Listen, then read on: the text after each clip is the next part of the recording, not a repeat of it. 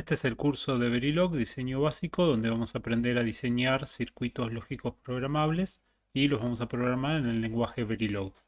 El material de este curso, de esta presentación y los circuitos que vamos a utilizar ahora en este primer video se encuentran disponibles en github.edgardogo/curso Verilog.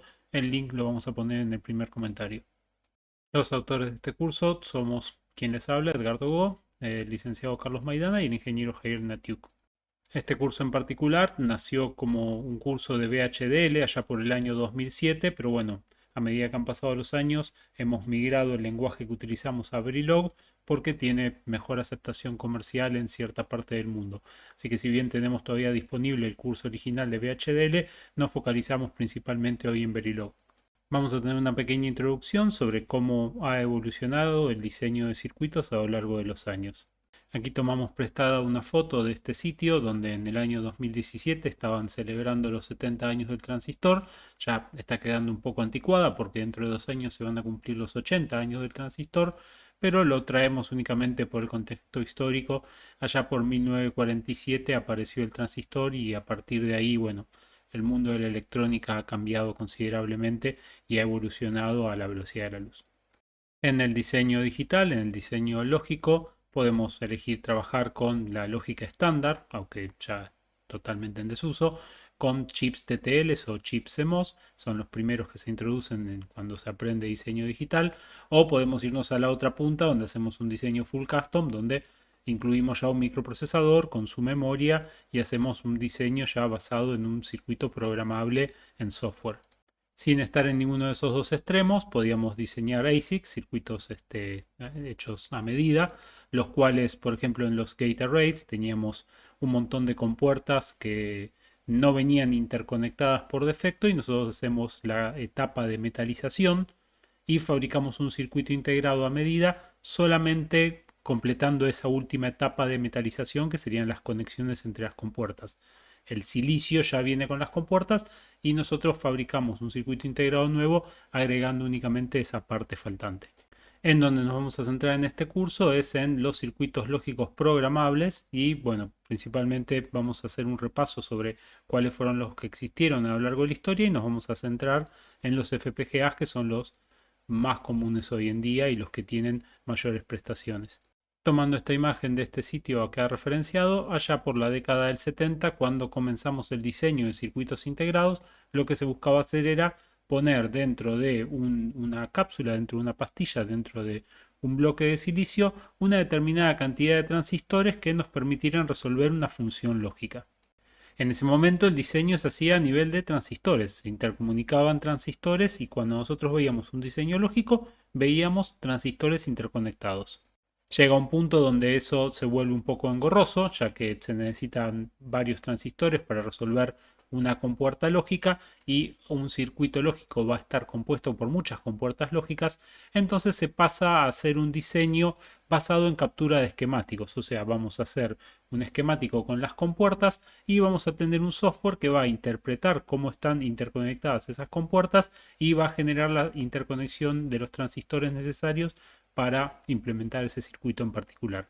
Y si bien durante muchos años la captura de esquemáticos fue una herramienta muy útil, ya a mediados de los 90 esto cayó en desuso, ya que de vuelta el gran cantidad de números de compuertas hacía que sea muy complicado trabajar con esta captura de esquemático y se pasó a lo que se llama la síntesis de lógica, o sea, vamos a escribir en un lenguaje similar a lo que sería un lenguaje de programación, o que es un lenguaje descriptivo, no un lenguaje de programación.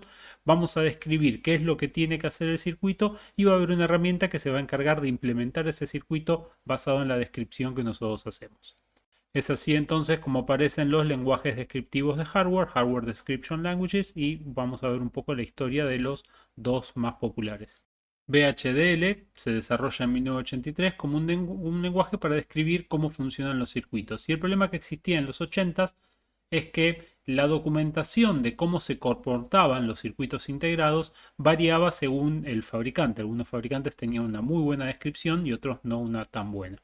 El Departamento de Defensa de Estados Unidos necesita estandarizar estas descripciones, esta documentación sobre los circuitos y entonces surge VHDL como un lenguaje para estandarizar esto. En el año 87 pasa a ser un estándar de la IEEE y a partir de ese punto los fabricantes de circuitos integrados y de herramientas CAD, de diseño asistido por computadora, empiezan a sugerir cambios y mejoras y se termina en un estándar más actualizado de la IEEE en el año 1993. A lo largo de los años se ha ido actualizando un poco el lenguaje, hay cosas un poco más modernas. Uno de los cambios principales que incorpora la versión de 1993 era que, aparte de describir cómo funcionaba un circuito, permitía hacer la síntesis, o sea, permitía implementar ese circuito físicamente.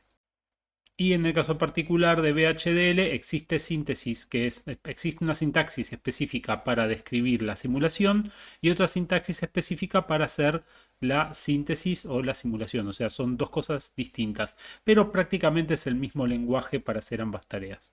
El lenguaje Verilog, también creado en 1984, fue estandarizado por la IEEE recién en 1995. Surge como una herramienta para describir circuitos lógicos, pero muy rápidamente obtuvo la capacidad de simular los mismos. Y esto era bastante importante, sobre todo para las empresas que deseaban desarrollar con esta tecnología, poder describir un circuito y aparte simularlo con la misma herramienta, con el mismo lenguaje. Cuando fue lo suficientemente popular, bueno, obtuvo la capacidad de sintetizar. Se le han hecho mejoras a partir del año 1995 y el estándar de 2001 es el más común, el que se encuentra más soportado por todas las herramientas de desarrollo que utilizan Verilog. En el año 2009 se une con otro lenguaje que se conocía como System Verilog. System Verilog es una versión ampliada de Verilog, incluye todo lo que soporta Verilog, así que si sabemos usar Verilog, sabemos usar en parte System Verilog.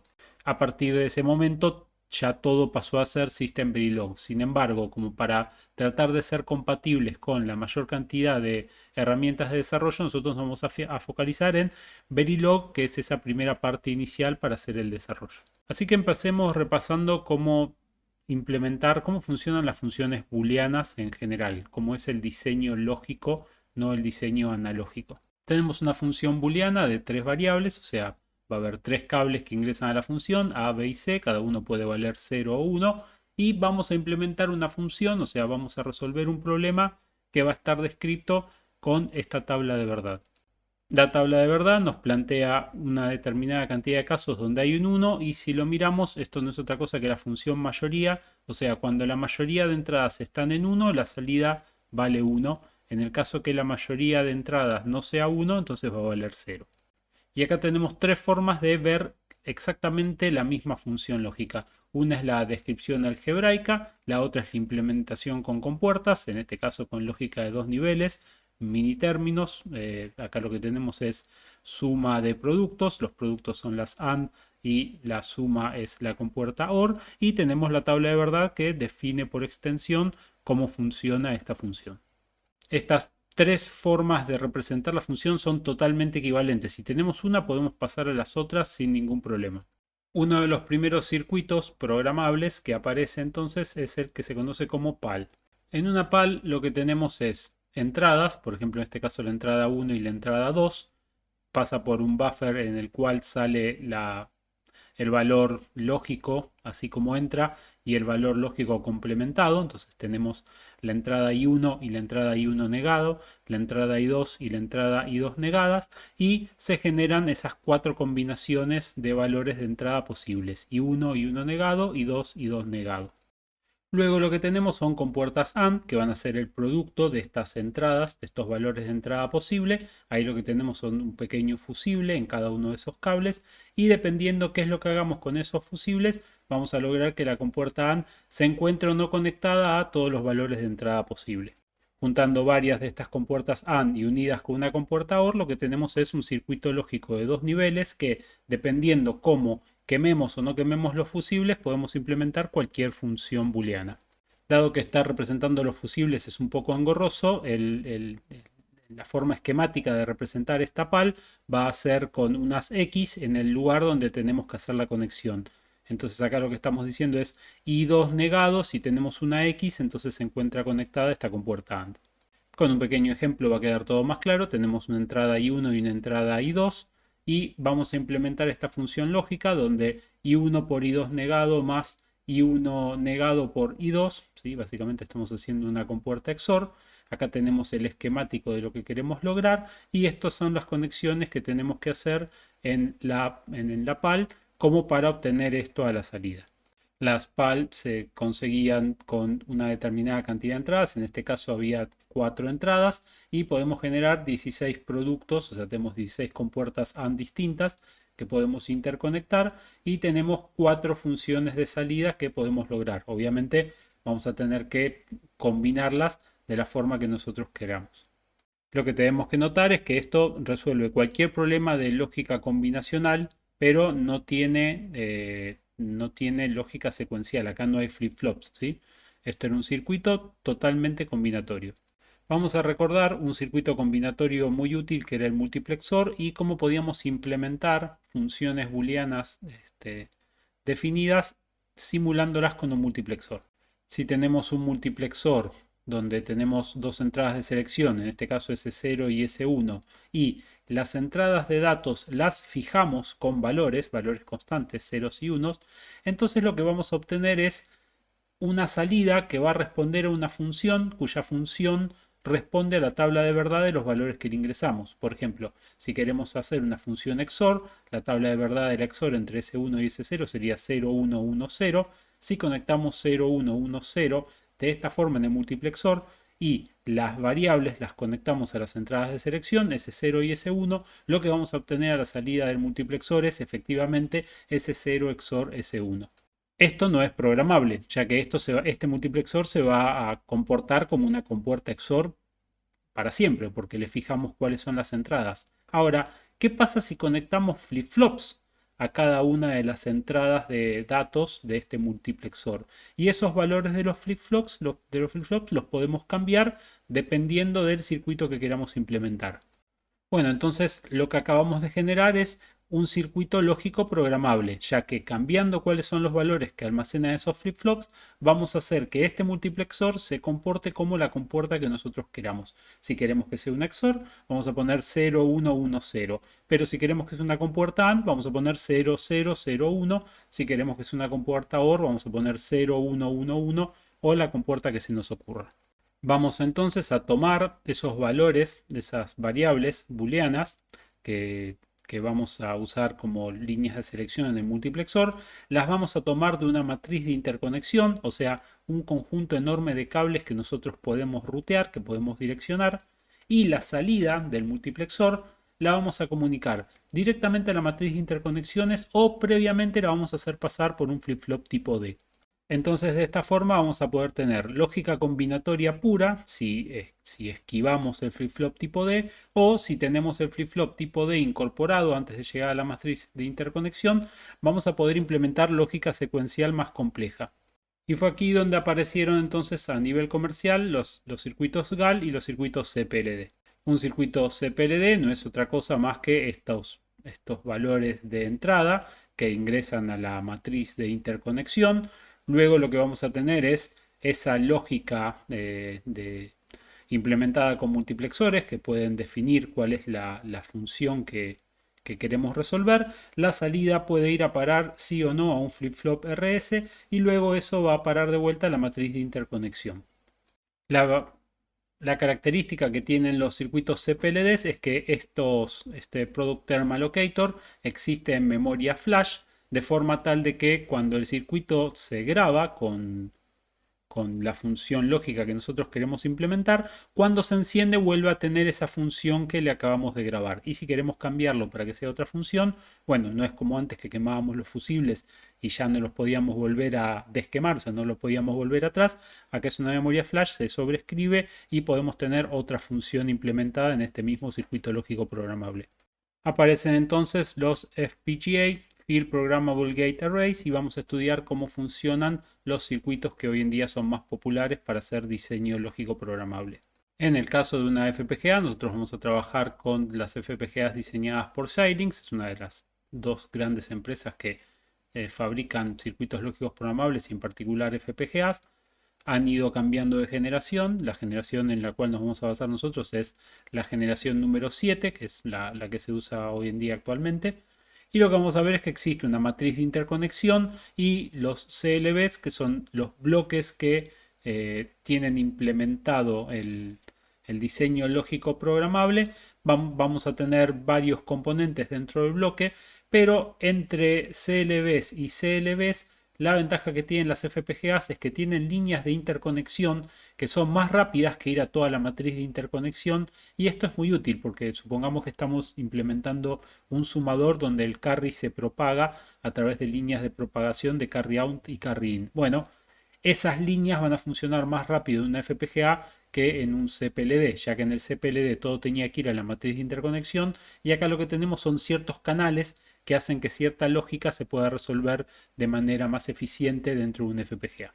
Dentro de los FPGAs, los slices hay de distintos tipos. Hay algunos que están más orientados a conexiones de memoria RAM, otros que utilizan otro tipo de conexiones, pero esto ya tiene que ver con cada fabricante, qué es lo que pone dentro de un CLB, así que no nos vamos a meter tan a fondo en esto, sino que vamos a ver un modelo más chico, más didáctico, que representaría lo que sería un CLB en la vida real, pero con menos componentes, como para que nos sea más sencillo entender.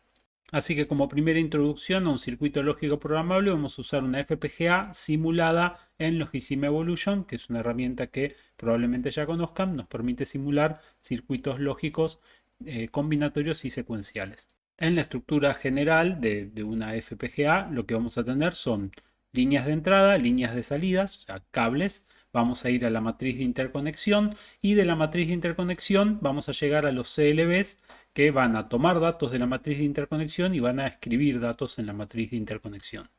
Dentro de un CLB vamos a tener un multiplexor, en este caso vamos a tener un multiplexor de 16 entradas de datos, así que vamos a tener 4 entradas de selección. El valor fijo que le vamos a escribir a este CLB lo vamos a escribir en hexadecimal, en estos 4 valores hexadecimal que están acá, que se llama LUTF, y esto es básicamente una copia de la tabla de verdad que nosotros queremos implementar, donde tenemos 4 variables A, B y C, y una función que va a tener un bit de salida con 4 variables de entrada. Esta salida puede ir directamente hacia afuera sin pasar por un flip-flop, o puede pasar previamente por un flip-flop, así que a la salida de este CLB nos vamos a conectar a un bus interno, esta matriz de interconexión. Con este selector vamos a seleccionar, con este demultiplexor, a cuál de todos los cables de salida, que vamos a ver que hay 16 cables de salida, 16 cables en la matriz de interconexión, nos queremos conectar, y cuál queremos que sea la fuente que conecte acá. Si lo dejamos en el aire, lo dejamos en alta impedancia, esto no se encuentra conectado a la salida. Si tomamos el 0,1 de este multiplexor, vamos a estar tomando la salida del multiplexor con la función lógica sin ningún flip-flop de por medio. Podemos tomar la salida que sale del flip-flop o la salida negada que sale del flip-flop, y eso lo seleccionamos con OutCell. Y con esto ya lo que tenemos es la función implementada ahí a dónde la vamos a conectar, pero no seleccionamos cuáles son las variables que vamos a utilizar dentro de ese multiplexor. Para seleccionar las variables tenemos estos 4 multiplexores que se encuentran acá, que se encuentran conectados a esa matriz de interconexión, a ese bus interno que tiene 16 cables. Así que podemos tomar cualquiera de esos 16 cables y conectarlos a cualquiera de estas 4 entradas de selección de este multiplexor. A tal fin, lo que tenemos es el bus interno, que está en paralelo en estos 4 multiplexores en las entradas de datos, y en las entradas de selección vamos a utilizar esta señal LUTS, de vuelta 4 valores hexadecimal, donde cada valor hexadecimal va a indicar cuál es el bus interno que se toma para cada una de las variables de este multiplexor principal. Luego también vamos a tener control sobre el bit de reset del flip-flop, a ver en qué momento lo queremos resetear. También vamos a poder elegir cualquiera de los 16 cables del bus interno, y vamos a tener acá una señal de 4 bits, flip-flop reset signal, que nos va a permitir elegir cuál de estos 16 cables vamos a utilizar para resetear el flip-flop. Y si bien esa era la vista interna de cómo estaba implementado el CLB, cuando lo usemos en Logisim Evolution, lo vamos a ver como una caja negra, y en esta caja negra lo que vamos a tener es la entrada del bus interno y el retorno al bus interno, ya que son los mismos cables. Pasa que Logisim no permite tener cables de entrada y salida, así que lo tenemos conectado acá y lo tenemos conectado acá. Y luego vamos a tener la señal de clock, la señal de LUTF para implementar cuál es la función y la función de LUTS para seleccionar cuáles son las variables que va a tomar la LUT. Luego nos queda la señal para resetear, para saber de qué cable vamos a tomar la señal para resetear el flip-flop y el control de salida de a dónde vamos a conectar cada una de las salidas. Esa matriz de interconexión o bus interno va a tener 16 cables. Esos 16 cables que tenemos van a estar conformados por 4 que nos van a servir para conectar entradas, que son el 0, el 1, el 2 y el 3. Acá vamos a poder tomar entradas al FPGA. Hay otros 4, el 12, 13, 14 y 15, que van a permitirnos conectar la salida. Y luego hay 8 cables extra que podemos usar para interconectar como queramos, que van desde el 4 hasta el 11. Notemos que en estos 8 cables internos podemos generar valores fijos. Lo que vamos a tener es un valor que se va a llamar, que vamos a controlar, podemos poner en 0 o en 1. Y dependiendo si dejamos pasar o no dejamos pasar este valor, podemos forzar valores fijos dentro de estas 8 señales de bus interno. Y luego los 4 cables de salida se encuentran en estas posiciones fijas y van a tener un LED ahí conectado como para ver cuál es el valor que tiene la salida. Para elegir cómo conectamos las entradas, vamos a tener 4 pines de entrada, pero vamos a poder conectarlos independientemente a esos 4 cables que estaban en la matriz de interconexión en bus in A, B, C y D, y a tal fin vamos a utilizar este valor de 16 bits que va a definir cómo se interconectan las entradas y nos va a permitir hacer cosas de este estilo. Por ejemplo, si queremos que la entrada A se encuentre conectado al bus in A, entonces en E0 vamos a forzar un 1 y ese 1 en E0 va a prender este buffer de tercer estado que nos va a dejar pasar el valor y entonces bus in A va a tomar el valor que sale de este buffer. Vemos que si queremos conectar otros valores, bueno, vamos a tener que elegir E0, E1, E2, E3 hasta E15 cómo queremos hacer la interconexión. Esto está hecho de esta forma, ya que quizás queremos tener la entrada A no en un único cable dentro del bus in, sino que por ahí queremos también tenerlo en bus in B. Entonces también tendríamos que prender E1 de forma tal que el valor que ingresa por la entrada A se encuentre conectado a bus in A y a bus in B. Entonces esto nos permite una única entrada llevarla en más de un cable dentro de la matriz de interconexión. Así que vamos a hacer un ejemplo, primero de lógica combinacional, muy sencillo, sin flip-flop, sin nada raro de por medio. Utilizando esta FPGA Go, vamos a generar la función mayoría combinacional con las entradas A, B y C. Así que vamos a tener 3 entradas que van a ingresar, vamos a tener una salida F y esta es la tabla de verdad que tenemos que resolver. En el caso de las entradas, que es lo primero que tenemos que manejar, vamos a tener la entrada A, la entrada B y la entrada C. Vamos a poner un 1 en E0, lo que va a hacer es que la entrada A se encuentre conectado a bus in A. Vamos a poner un 1 en E5, de forma tal de que la entrada B se encuentre conectado a bus in B. Y vamos a poner un 1 en E10, de forma tal que la entrada C se encuentre conectado a bus in C. Y lo que vemos es que en bus in D tenemos alta impedancia porque no hay nadie que esté haciendo driving de esa señal. Para definir estos valores vamos a tener un lugar donde vamos a escribir selección de entradas y en este caso, bueno, vamos a poner el valor 0421. Esto se lee de abajo para arriba. Vamos a agrupar de a 4 bits. 15, 14, 13 y 12 están todas en 0, así que van a tener un 0. Acá después vamos a tener E11, E10, E9 y 8, así que tenemos 0, 1, 0, 0. Eso equivale a un 4 en hexadecimal. Después vamos a tener E7, E6, E5 y E4, eso equivale a un 2, ya que hay un 1 en E5. Y acá tenemos E3, E2, E1 y E0.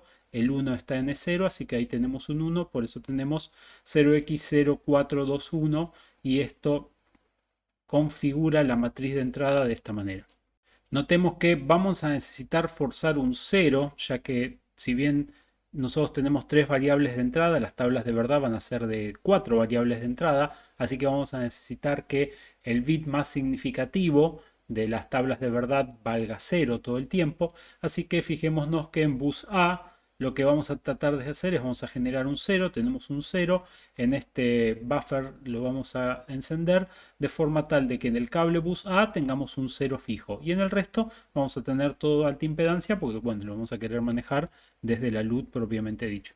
Volviendo un segundo a la función mayoría, veamos que si la leemos de abajo para arriba, lo que tenemos es 1110, esto es E en hexadecimal, y luego tenemos 1000, esto es un 8, así que esta función sería E8. Ahora, tenemos que pensarla como una función de 16 bits, porque las LUTs con las que vamos a trabajar son de 16 bits. Así que el resto va a valer todo 0. Por ende vamos a tener una tabla de verdad que va a ser 0, 0, E8. Así que vamos a configurar el CLB para la LUT. La función de la LUT es 0, 0, E8. Vemos, tenemos que pensar la tabla de verdad expandida para 16. Así que las entradas de selección de la LUT van a ser el bus A primero, porque tiene que tener un 0 forzado, y después vamos a tomar el bus in A, B y C, porque son las tres entradas.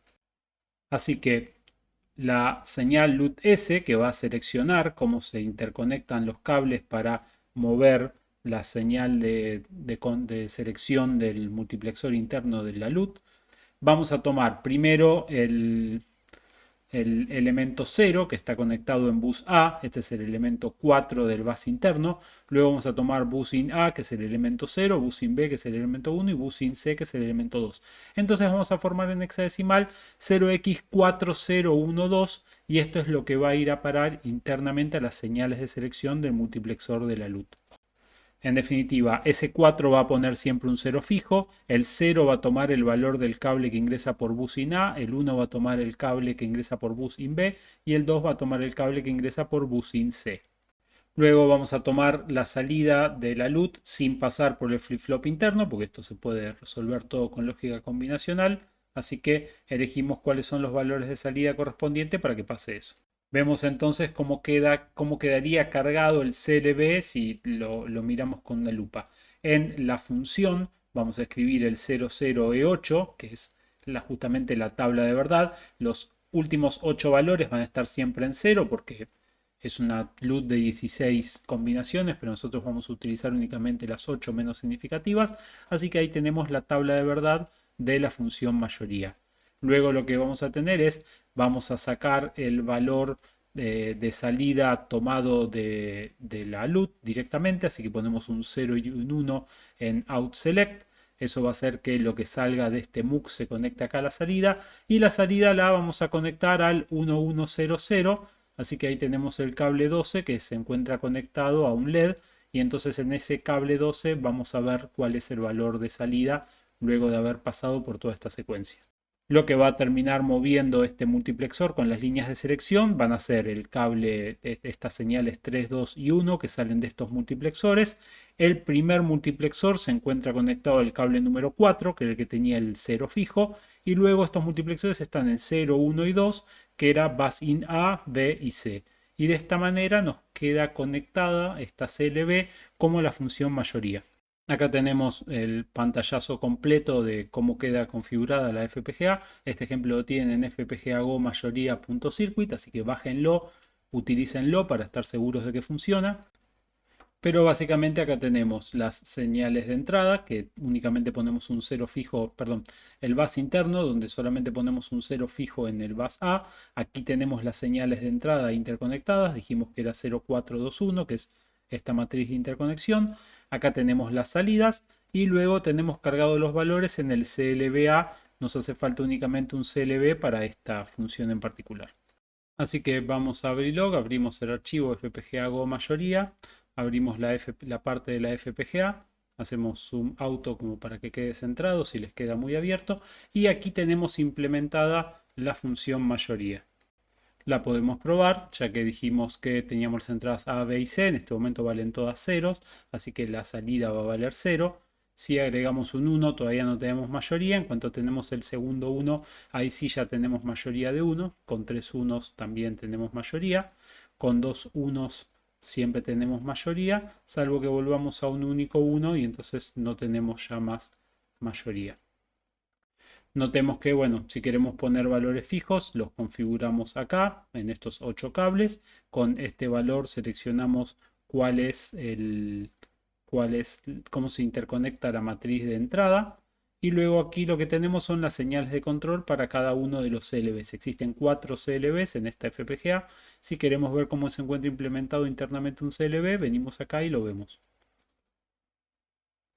Y si bien podemos utilizar Logisim para simular el circuito, y es lo que deben hacer porque es lo más práctico para entender cómo funciona, a la larga lo que vamos a hacer es vamos a resumir todo ese circuito como si estuviese documentado, que es lo que hacen justamente los lenguajes descriptivos de hardware, y nos va a servir también como herramienta para poder reproducir un circuito. Si ustedes quieren copiar, quieren pasarse un circuito de una persona a otra, vamos a resumir todo en lo que vamos a llamar el bitstream, que es a la larga cuando trabajemos con FPGA, es lo que vamos a formar para configurar la FPGA, pero este bitstream lo vamos a llamar, es una tabla, la vamos a llamar mayoría, y vamos a tener acá resumidos cuáles son todos los valores que tienen que tomar cada una de esas entradas, cada una de esos espacios para completar, para que esto se comporte como la función mayoría. Veamos ahora un ejemplo con algo que tenga lógica secuencial, ya que si tenemos una FPGA y no utilizamos los flip-flops, bueno, nos convenía directamente usar una PAL. En este segundo ejemplo vamos a utilizar la entrada A como el valor T y vamos a implementar un flip-flop tipo T utilizando una XOR realimentada y un flip-flop D, que son los que tenemos adentro de la FPGA. A la entrada B la vamos a utilizar como reset y vamos a implementar entonces la tabla de verdad de un flip-flop tipo T, donde tenemos la entrada T y vamos a definir cuál es el valor que tiene que tomar D, dependiendo cuál es el valor que tenga Q. Notemos que el valor de Q se realimenta por esta XOR. Luego tenemos T, así que básicamente lo que tenemos que generar acá es esta compuerta XOR tomando el valor de Q y tomando el valor de T que ingresa. Por ende, lo que tenemos que hacer es, antes de este flip-flop tipo D, tenemos que poner una compuerta XOR. Esa compuerta XOR ahí la tenemos implementada, 0, 1, 1, 0. Dijimos que teníamos un 0 fijo en el bus A en el ejemplo anterior, así que vamos a tomar 0, 0, C y 0, dependiendo los cables que queremos utilizar. C es la salida y 0 va a ser el lugar donde vamos a poner la entrada T. Eso va a configurar estos tres multiplexores como líneas de selección y notemos que ahora a la salida vamos a tomar el valor de Q y lo vamos a conectar al cable 12 de salida. Así que así nos queda configurado la FPGA didáctica para que se comporte como un flip-flop tipo T. Así que tenemos este archivo FPGA Go T flip-flop, que lo tienen también disponible como ejemplo para bajar. Y lo que vamos a hacer es, vamos a generar pulsos de clock. Mientras generamos pulsos de clock no pasa nada porque la entrada se encuentra en 0 y esto se reseteó en 0. Vamos a hacer que invierta, así que vamos a poner un 1 en T. Vamos a generar un pulso de clock y vemos que efectivamente invirtió el valor que estaba almacenado. Si ahora volvemos a generar un pulso de clock, va a volver a invertir, o sea, se va a poner en 0. Ahora vamos a quitar el 1 de la entrada T del flip-flop y mientras le damos pulsos de clock se va a mantener en 1. Salvo que generemos un 1 en reset y notamos que cuando generamos un 1 en reset de manera sincrónica inmediatamente resetea el valor del flip-flop. En este curso vamos a utilizar como entorno de desarrollo las herramientas de Xilinx y bueno, en particular Vivado para todo lo que tenga que ver con el desarrollo en Verilog y Vitis cuando veamos la parte de microprocesadores. Hoy en día se encuentra disponible la versión 2024 ya .2, pero con cualquier versión 2024 en adelante nos alcanza. Cada año sale una versión nueva, probablemente cuando vean este video, dependiendo del año en el que estén, ya existe una versión con el año en el que se encuentren, pero con tener la versión 2024.1 ya nos alcanza para todo lo que vamos a hacer en este curso. El software lo descargan de la página de Xilinx, tienen que bajar el Full Product Installation que va a instalar según su sistema operativo todo el software. Ahora vamos a ver qué cosas tenemos que seleccionar que nos interesan y qué cosas podemos obviar. Lo que sí, este es un software bastante pesado, ocupa bastantes gigabytes, así que existe un instalador online que descargue específicamente para su sistema operativo lo que ustedes necesitan. Bueno, les recomiendo que utilicen ese instalador online, ya que les va a evitar descargar todo el producto si no lo necesitan. Ahora, si lo quieren descargar y guardarlo como para instalarlo en otras computadoras, entonces necesitan el offline installer. Para que comparen, el instalador online son solamente 215 megabytes, aunque después se va a encargar de descargar todo el resto. ¿Sí? Lo tienen tanto para Windows como para Linux. Nosotros obviamente lo vamos a usar en Linux.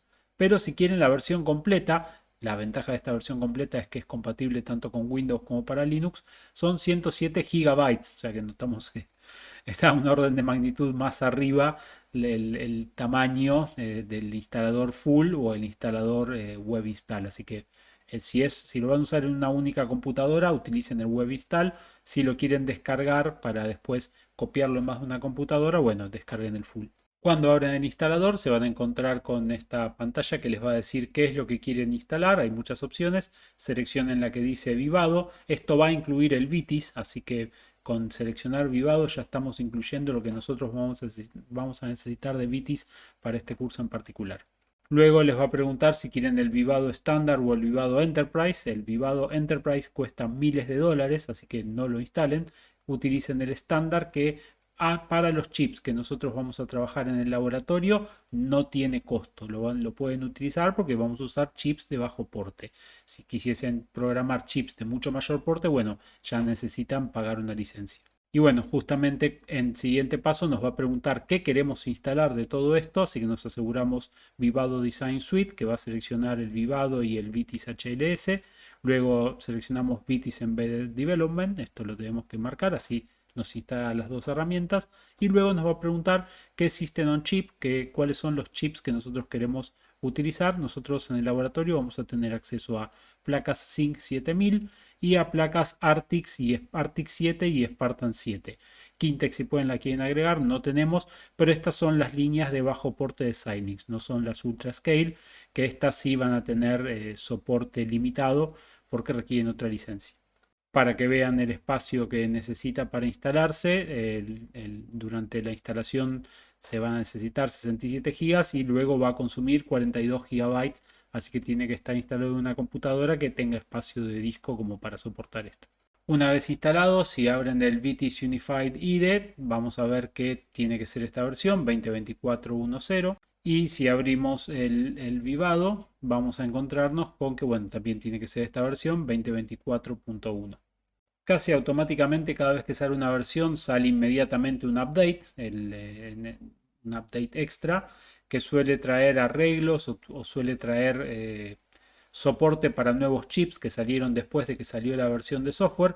Fíjense que son 30 gigas más que tenemos que instalar para los chips que nosotros vamos a usar en el laboratorio. Y para utilizar el simulador no necesitamos estos updates, no van a cambiar nada. Y ya los errores que tiene el software que conocemos, nosotros se los contamos en el laboratorio y no van a tener mayores problemas utilizándolo ni en Windows ni en Linux. Si quieren descargar el update para tenerlo actualizado, lo pueden hacer sin problema, pero generalmente no es necesario. Así que con esto concluimos este video donde hacemos únicamente la introducción a qué es la lógica programable y cuáles son las herramientas que vamos a utilizar para desarrollar a lo largo de este curso. Luego vamos a empezar a ver ya cómo se escriben módulos en Verilog.